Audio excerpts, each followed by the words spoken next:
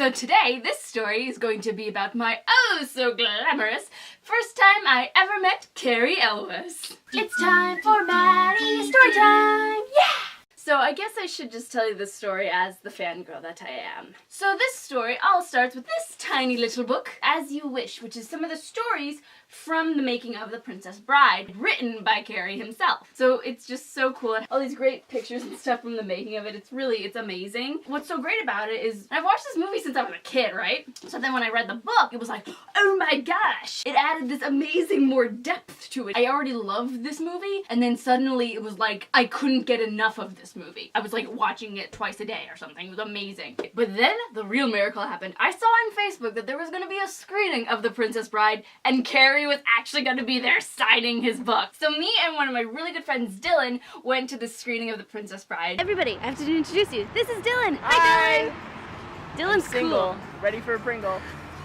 So it's a midnight showing of The Princess Bride, right? And we got there at 9:30, which I'm so glad we did, because when we got there was this tiny little line. But then as the night grew on, the line ended up growing down the block, around the corner, and around the corner after that. There was like 400 people there, and we were like 30th in line. It was so cool. I didn't have like any Princess Bride merchandise at all, like no t-shirts or hats or buttons or anything. So what Dylan ended up doing is he drew a buttercup on the back of my hand with henna, and it was really cute. Because I'm like, yeah, now I'm totally look like I'm from The Princess Bride.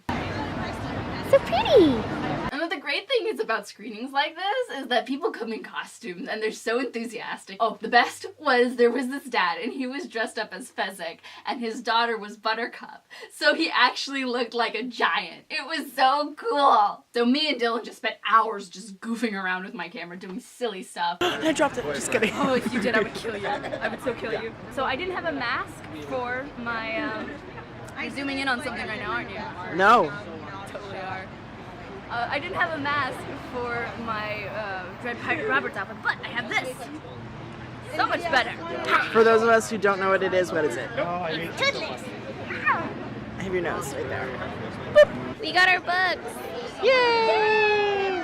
So we waited until like 11, and then they started pulling people out of the line because there was going to be a book signing, and then there's just a separate line for people that just want to go into the theater and get their seats. So they pulled the people out that wanted the book signing, which left only about 30 people in the other line. Everybody else wanted the book sign. Duh. And I was going to be all suave and sophisticated when I finally got up there to meet Carrie. I mean, I've met celebs before. I know how to act. I know how to be professional, right? And I totally thought I was going to get up there and just be like, hi, Carrie, it's so great to meet you. It's such an honor. But I ended up getting up there and being like, hi, I'm sorry, I'm fangirling so much right now. And Carrie was so super sweet. He was just like, oh no, that's okay. What's your name? I'm Madison. Hi. Hi, Madison. Nice to meet you. I just love this book. Thank you so much for writing this book. It just adds such an amazing layer to what's already in the movie, and it just adds so much depth and just makes me love the movie even more. Thank you so much for writing this. Thank you so much. Thank you.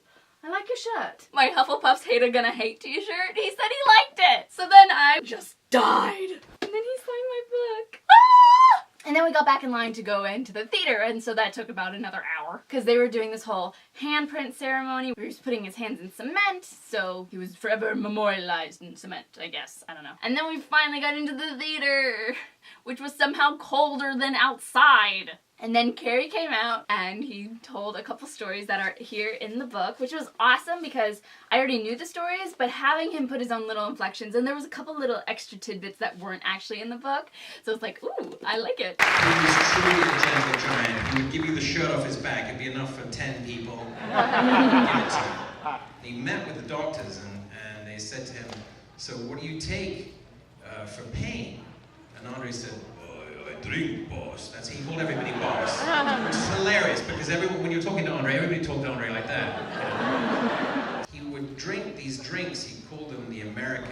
It was a beer pitcher that he literally would pour everything into it. I mean, whiskey, vodka, gin, you name it, wine, you name it. And one day he came up to me, he goes, hey boss, you want to try my drink? You know, nobody ever says no to Andre. You've never heard that word.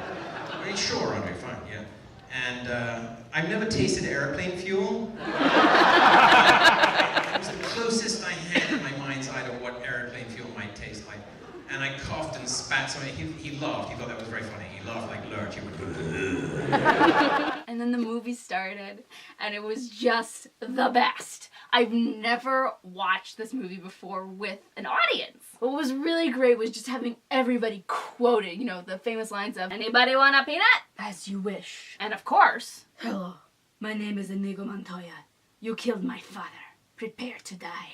And what was the best was that at the end of the fight with Inigo Montoya and the Six-Fingered Man, the audience applauded, like cheered and applauded like they had been in that fight with him, and that they were just so happy that he had reached his goal. And it was like, wow, you feel it more when you're in an audience of people that love it as much as you do. And it was just so good to be in an audience with people that were just as enthusiastic about this thing as I was. But it was so good. There you have it. That is how I met Carrie for the first time. Did you like the story, and are you a fan of The Princess Bride? Let me know in the comments below. And from now until next time, don't you forget to keep smiling. Bye! This is the story of my totally embarrassing first conversation with Joseph Gordon-Levitt. This is the story of the day that my car broke down and my faith was restored in humanity.